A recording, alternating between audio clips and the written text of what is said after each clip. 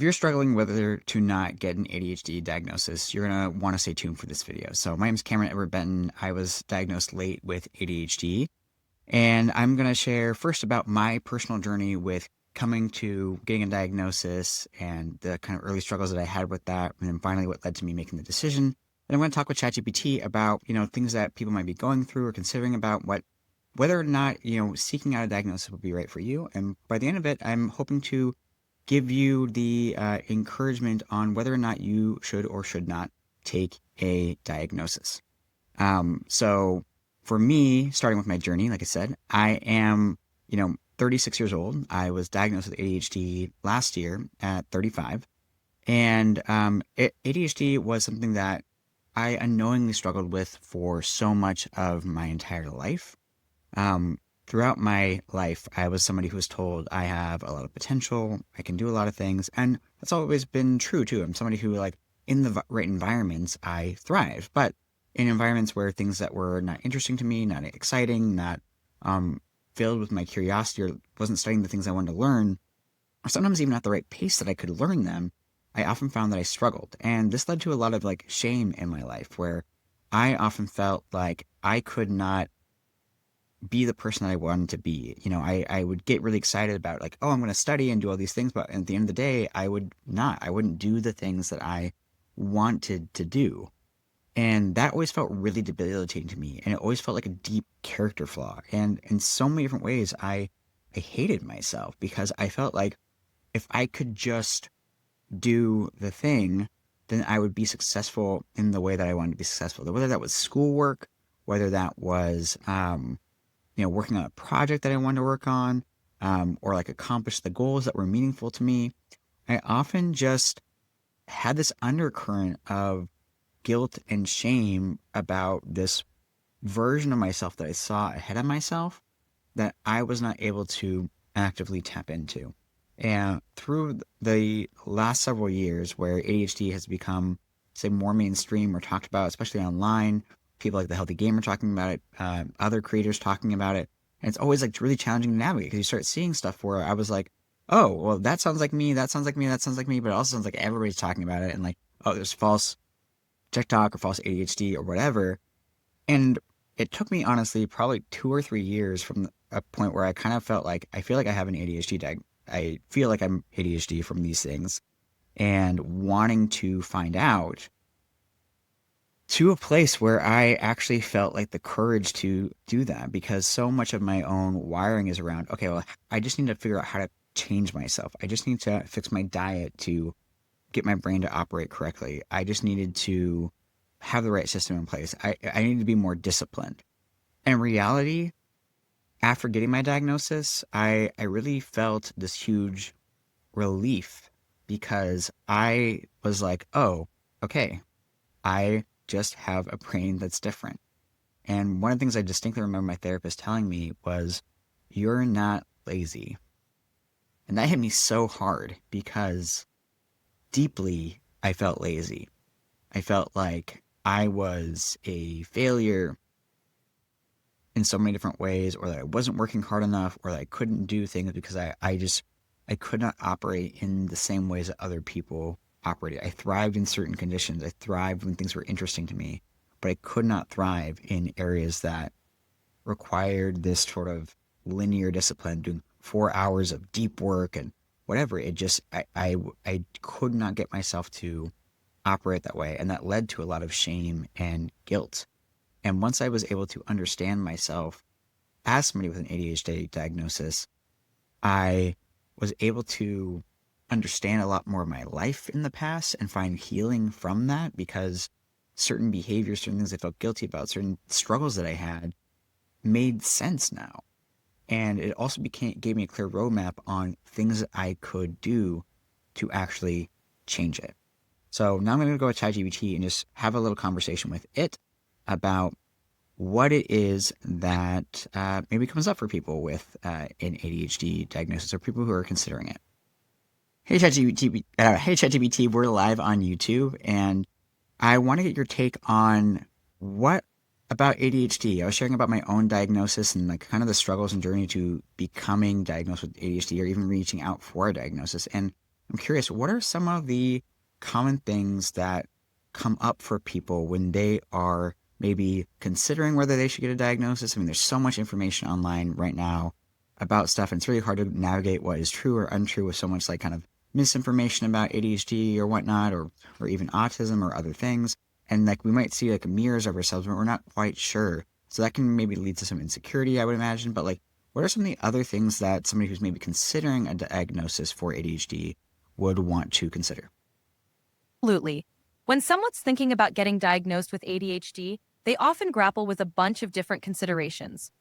One big thing is understanding that ADHD symptoms can overlap with other conditions like anxiety or depression, which makes self-assessment tricky. People might also worry about stigma or how a diagnosis could impact their self-image and relationships. Another key consideration is the potential benefits of a diagnosis, like getting access to tailored support, therapy, or medication. It's also important to consider the practical side, finding a knowledgeable professional, understanding the diagnostic process, and managing expectations about what a diagnosis can and can't change. Finally, they might reflect on how their symptoms impact daily life, work, relationships, self-esteem, and how a diagnosis might offer validation and a path forward. That's really great. If you're speaking to somebody more individually, because I resonate with a lot of those things, like I had a big fear around, how would I say it? I would say a big fear around being broken.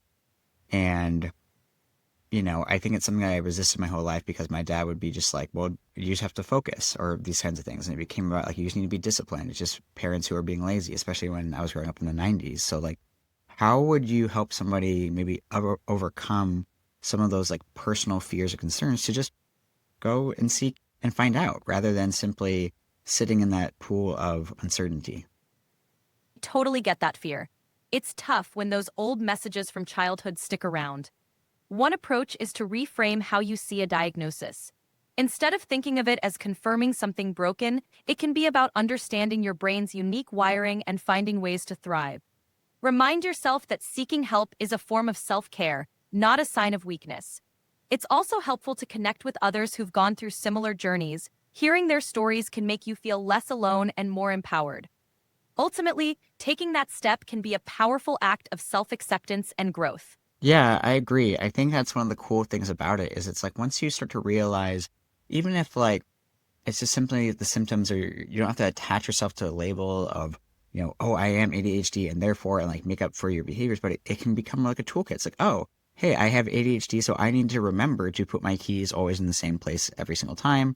Or I need to create a system so like I have this thing attached to me so that I don't forget it. Like I was always use my water bottle on plane trips, and after the ADHD diagnosis, I actually don't lose my water bottle anymore. I've had the same two water bottles now for close to a year or over a year now.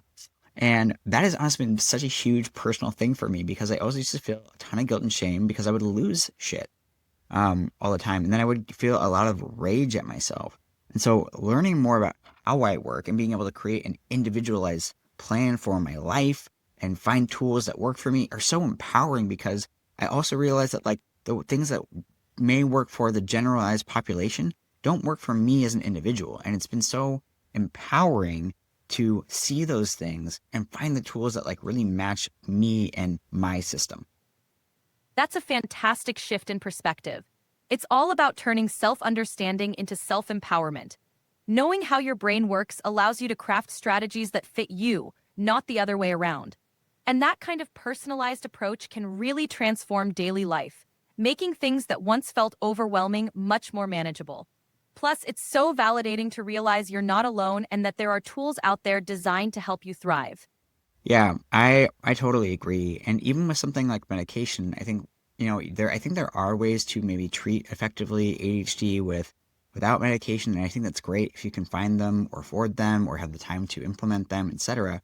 And I also find that like medication, if that ends up being a path you choose, can be a bit of a stopgap, right? It can be something that helps you get to the next phase or get to the next level and get you to take the actions that you want to be taking rather than constantly sitting and wishing you were taking those actions and being helpful in that regard. That's at least what's been really helpful for me is it is fairly simple and it is fairly effective when you find the right medication. Like I use 5 milligrams of methylphenidate a day, a very low dose.